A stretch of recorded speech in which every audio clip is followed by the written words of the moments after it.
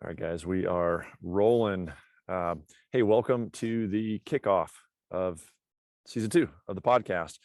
Before we jump in, a couple housekeeping things. One, I would expect this solo cast to last probably about 15-20 minutes to let you know what's been going on with the podcast, some things around the brand, redefining the brand and the mission to sharpen it up. So I'll get into more of the content of this one here in a second. Second, maybe just a bit of a parental warning on this one. You know, it could be a little raw, a little fired up, some F-bombs, but ultimately this is really all coming from a place of love.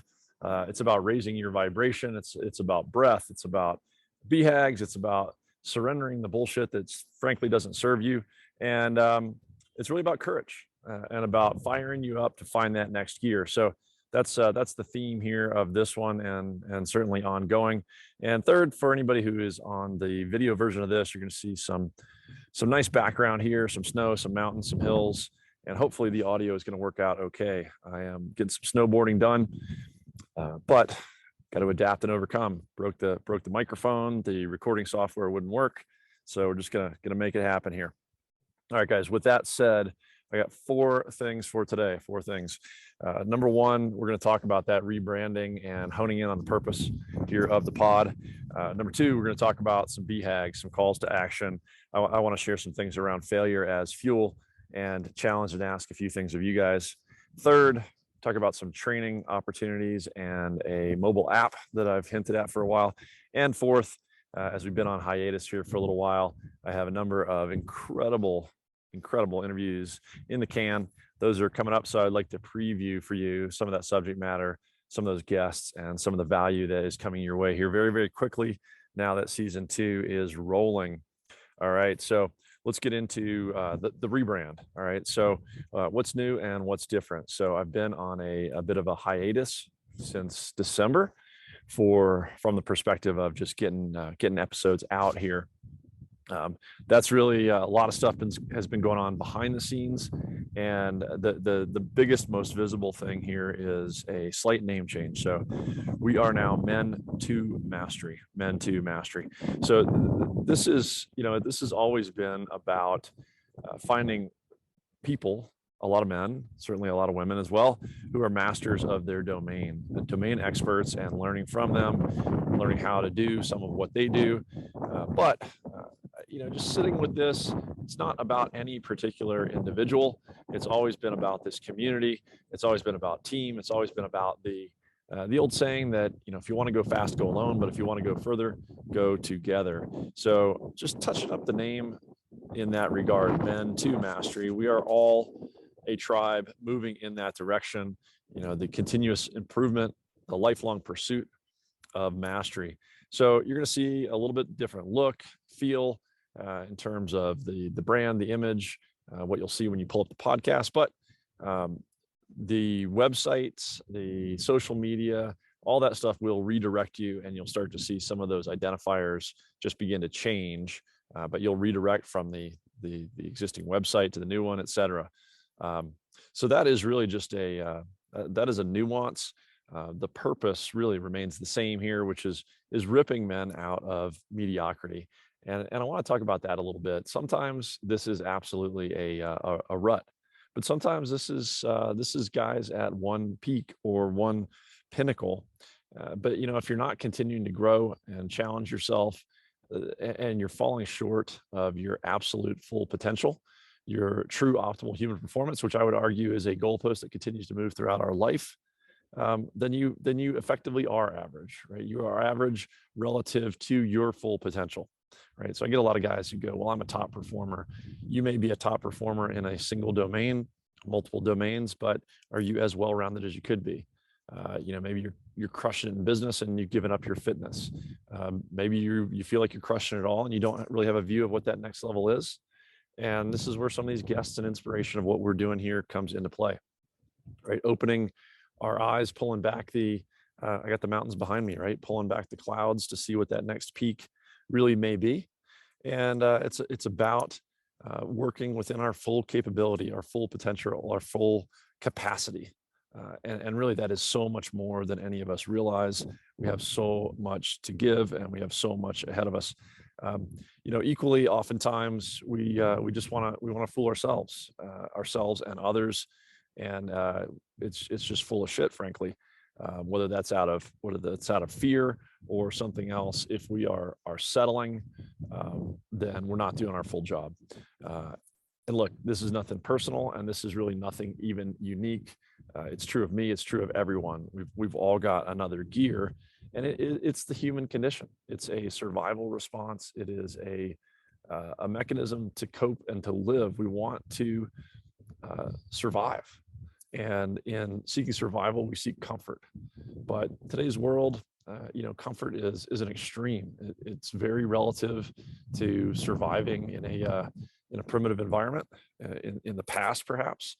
And so I would challenge you to look at, where have you surrendered to comfort, surrendered to being static rather than continuing to grow. And I'll propose that there may be a few common causes. Sometimes we stop out of fear. So beyond just this genetic programming of liking things the way they are because we are living and surviving and passing on our gene pool, oftentimes people don't want to go any further out of fear, whether we admit it or not. Now, fear can be harnessed as a positive. We've heard from Patrick Sweeney, the fear guru, and others here in the past, and I'll talk a little bit more about failure as fuel today. Another reason people often stop short is fear of criticism. The crabs in the bucket that just want to hold you back and look at you the way they've always seen you, label you, or pigeonhole you in the way that maybe they knew you long ago.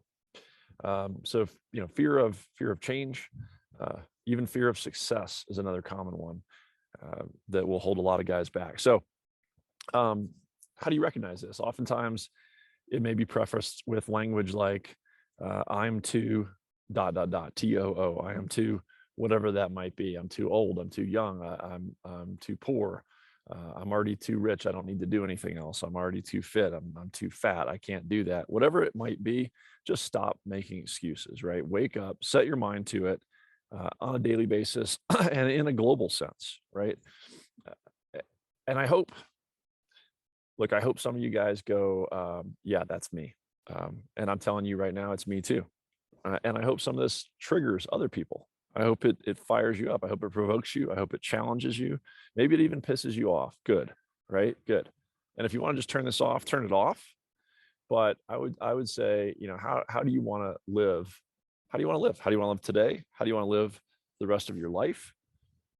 And if we want to do it honestly, if we want to do it authentically, then we're going to deal with some real talk here. All right. So this is all, again, coming from a place of support and love and wanting to build better men ultimately. So that's what the rebrand is about. Better husbands, better men, better fathers, better leaders. But this is a tweak. This is a reminder, but we're still here with the same purpose, the same passion, still all about massive action, and still about getting after it and firing you up to do the same.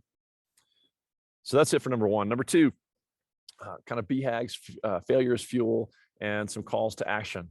So maybe in the same spirit as raising my hand there on the first point and saying it's me too. Maybe it's me most of all sometimes. I want to share a little story of a goal I set out for myself, an endeavor back in Q4. I set out to do a 50-kilometer Spartan on my 50th birthday, and I did not complete the race. I DNF'd, did not finish. So what does that look like? I mean, certainly there are a lot of wins in there, but I did not accomplish my goal. My family, as always, was there at the finish line, extremely supportive, in my wins as well as my losses. So what are the lessons in that loss? My son, who is a champion, a podium level Spartan racer at his age group, he goes, "Dad, you hey, 19 miles in, right? How many other people did that today? Or how many other people did that on their birthday?" I'm like, okay, great, right? There is a win there. And he goes like, you're looking buff, you're in great shape. But if I really am honest with him and with myself, as I said, look, the fact is I changed up my training. I'm carrying too much weight. I am carrying too much weight, some good weight and too much bad weight, whether that was from the way I was training, whether that was coming out of COVID and quarantine. But that's the honesty of it. And when you're doing something like that, 31, 33 miles, especially, the ounces become pounds, and the pounds become pain over those miles, as the saying goes. So what next, right? I looked at that. I went home and I said, we got to get after some massive action here, massive change. How am I going to literally change my body composition? How am I going to change my training to do that? And how am I going to design a comeback? How am I going to take those lessons, that failure, and use it to fire me up and fuel me up? So I'm just giving you this by way of transparency, authenticity, and maybe some inspiration, if you've experienced something similar. So that was November, late November, right? Kind of look at it and go, well, January 1st is coming up, the holidays in between, New Year. Let's do a New Year's resolution. No such thing as January 1st. Just start immediately. So that's what I did. I started immediately in early December, defined a plan. The construct I used for that was called 75 Hard. If you haven't heard of it, it's a free program. It's a 75-day consistency challenge. So it scales, right? It has daily non-negotiables, but the level of difficulty of each of those tasks scales to your individual day, to your body, to your recovery, to your capability. And so it's something I would encourage everybody to look at. It builds some incredible habits. It is simple, but I found it to be extremely profound in ways I didn't expect. And as you go through the 75 days, you're going to find resistance, you're going to find momentum, you're going to find a lot of insight, I believe, for yourself, as I did in sort of the first third, the first half, some things that shifted in the final third, as well as in the final days, and then in hindsight. But most importantly, in the end, you are stacking wins. Those daily non-negotiables start to become habits, and it does take that long, frankly. And in a weird way, as much as you have to do to fulfill that consistency challenge, those daily non-negotiables, it starts to hone your day. It starts to make you more efficient. It starts to actually free up time, is the way I found it for me. And then you come out of it. As Instructor Steve from the MDK Project would say, 75 days is stupid. If these things are worth doing, why not do them for 75 years? 75 years hard would make a lot more sense. And I always get a chuckle out of that. But I will say, in hindsight, as I finished out the challenge, he's 100% right. And you'll start to form these new habits that you look at as the new norm. They'll just become part of your daily routine in hydration and sleep and recovery and gratitude and stretching and self-development, in mobility and fitness, in getting outdoors, fresh air, movement, all these things, right? So this is something to really look at. I would really encourage it as a construct. If you don't have something right now, if you don't have a challenge on your calendar, and you don't have something that's going to hold you to a daily consistency, even better if you can do it with a partner, if you can do it with a group, as I did. There's a lot of power in that. And the last maybe thought I will leave you with that example is that the way that challenge works, if you miss a day, you miss one portion of your day in those requirements, you start over. You start over at day one, day zero, whatever you want to call that. There's a lot of power in holding you to task. At the same time, if you find yourself, gosh, how to say this, I would applaud people who have refereed themselves and have called themselves out and took that penalty stroke and had to start over. But at the same time, if you find yourself starting over multiple times, is that not just a form of quitting? Right? Nobody wants to just quit in the middle and say they didn't do it, or they decided not to, or tell their team that they're quitting. They just simply don't feel like it. But if you started over more than once, then I would take a lens to that it's just another form of quitting, and figure out what you need to do to get through this thing and construct it in a way that you can carry through on and meet that commitment, rather than starting over as another way of just not meeting the 75-day commitment. So that's a share, I guess, if you will, and an encouragement to get out and set your own BHAGs, whether it's that or something else. And if you want to know more about it, there's a lot of stuff online. You can feel free to reach out to me if you want to hear more about my experience. And that's also your call to action. Go get those things on the calendar, the BHAGs, the scary stuff, the hard challenges, the stuff that seems long and hard. Get it on there. Figure out how to start immediately, get them on there, get those big milestones on there quarterly, at least. I would challenge you, and then bring it down to a monthly, weekly, and daily plan, daily action. Last thing as a call to action, and again, just some transparency on the failures as well as the successes. Technology. So I believe I screwed up our mailing list. People sign up for the email that goes out to alert people to new podcast episodes, and anything else big we have coming out will go out to that. And I respect that. I respect privacy and time, and I want to do that sparingly when things are important. But we do have quite a number of people that had joined that mailing list over time, and I believe I hosed that one up and inadvertently deleted around 30-40 people off of that list. So I will apologize in advance for that. But if you're listening to this and you haven't seen anything in a while, or you never knew that was out there, just hit the website, which is now Men to Mastery. So that's MENTO Mastery, mentomastery.com, or you can hit the old one if you've got it bookmarked. It will redirect you there. And right there at the bottom of the page, you're going to see subscribe. Just go ahead and subscribe so you do get those heads up by email when something's coming down the pike. All right. And that is that on number 2. Number 3, and I will try to speed things up here a little bit in the interest of your time and respecting that. Training. Number 3, training and mobile app. So I've got a mobile app in beta mode. I've played with that over time. I think I've mentioned it over time. I found so much power in the daily practice and consistency of the 75 hard that's the way I'm going to start the app, as really a consistency daily practice checklist. And from everything from morning routine to evening routine to everything in between, practices that I've used and that I've added to by way of the 75 hard, and that I really recommend. So if you're interested in that as a tool, if you're interested in helping me by being a beta tester and starting to use that, test the technology as well as the process, as well as the practices and the results, again, reach out to me on that. You can do that by a DM on on Instagram. You can do it by email, or however you know how to reach me.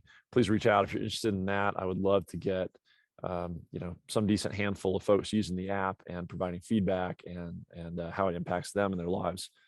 Second, on the training and the app, the podcast, Kickoff of season 2, and looking back in hindsight on the time I've been doing this, it is also something as an endeavor, as a challenge, as a hobby, as a business, that is very, very powerful. It makes you overcome fears. It makes you get out of your comfort zone. And most importantly, as you grow, it starts to give you incredible access to people, to knowledge, to know-how, to things that will help you grow yourself and share with others, adding value to others and hopefully enriching their lives as well. It's an incredible networking tool. So whether you think about it personally as a medium, or whether you think about podcasting as potentially a business, I would challenge you to look at whether this is a tool you want to use in your life, not just as a tool to consume and to learn from and to get inspired by, but why not put a podcast out yourself? Go through that process, see how much it challenges you to grow in so many different ways, and see what it does in terms of your access, your business, your personal life. I had a little note here. Just guests, knowledge, know-how, access to that. It really is life-changing. I don't know what else to say about that, but I will say the reason I'm mentioning this is I am also another piece of technology. I'm trying out a training course platform, and what I'm doing with that to trial it is I'm offering a how to start your podcast training course, right? So if you want access to that knowledge, access to me, access to a group of others who are looking to do the same, that's what we're going to cover. So I will give you what I've learned in the 3+ years of doing this, in others that I have learned from, a lot of knowledge I've gleaned, a lot of stuff by trial and error, what works, what doesn't work, knowledge I have paid for from other experts. So if you really want to give that a go, if you want to climb and accelerate through that learning curve, if you want to help me out by, again, being a beta tester to go through a podcast startup process, I will I will gladly welcome some help in that. I've got a small handful of guys already interested. If others are, please reach out and I'll let you know if we got some room to get you in that initial group. It may be full, but I will we'll see how it goes, and I'll probably run it again. I definitely hope to get you guys over the finish line if that's something that you have tried in the past and just didn't get it done, or don't even know where to start. I've got a ton of stuff packaged in here, probably more than I can deliver to you in a few weeks' time. But I do have an approach that will get you from absolutely zero to a new podcast, and you can accomplish that in a month's time. So if you want to know about that training, if you would just want to say hell yeah and jump in, whatever that might be, DM me on Instagram or email me. All right. And last thing for today, I'm going to literally turn the page here and I'm going to go back to a preview of what we got in the can here, post-production, guys in the backlog, some incredible guests that I've had a chance to meet, talk to, and record with since the last time you've seen one of these shows come out. So I'm going to give you a quick flyby on what's coming up there. And like I said, incredible guests, incredible knowledge, and I'm very excited to bring these guys to your life. So let me give you a quick run through of maybe 6, 8, 10 that are coming your way here real quickly. So Rick Maurer, he is an expert on leadership, organizational change at the corporate level, executive and C-suite. Awesome conversation with him. Dr. Doug Brackman, double PhD, former competitive Ironman, author of the book Driven. You've probably heard me mention it. I've sent out his survey to some folks. It's potentially I've had people say it's changed their lives because it opens them up to insight on either themselves and how to communicate around that, or maybe their children or their parents. Incredible stuff. David Strickel, The Stream. We talk about the God, the universe, inspiration, intuition, the download, the stream, the feed, whatever it might be in your life, just sitting in silence and getting inspiration. David experienced this at a very early age, earlier than most of us are fortunate to.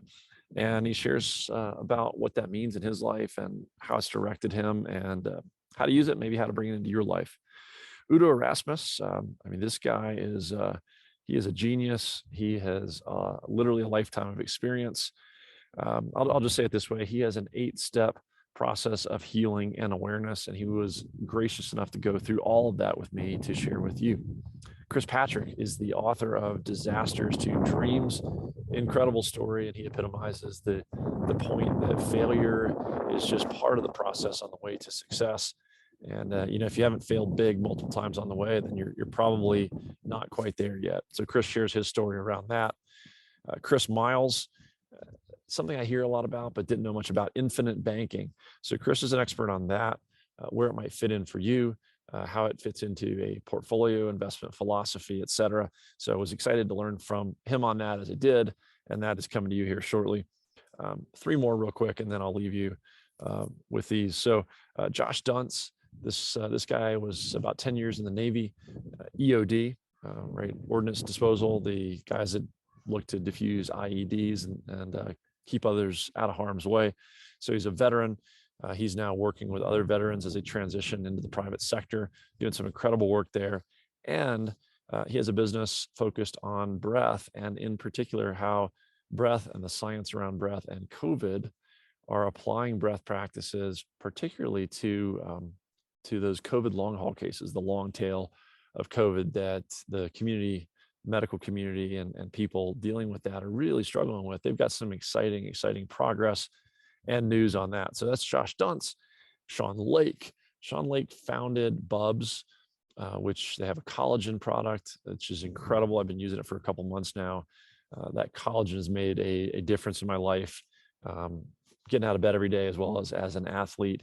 Excited to bring you Sean's talk about how that came to bear in his life, how their mission is supporting one particular veterans foundation. Bub was his childhood friend, Glenn Dougherty, you made in the story as told in 13 hours.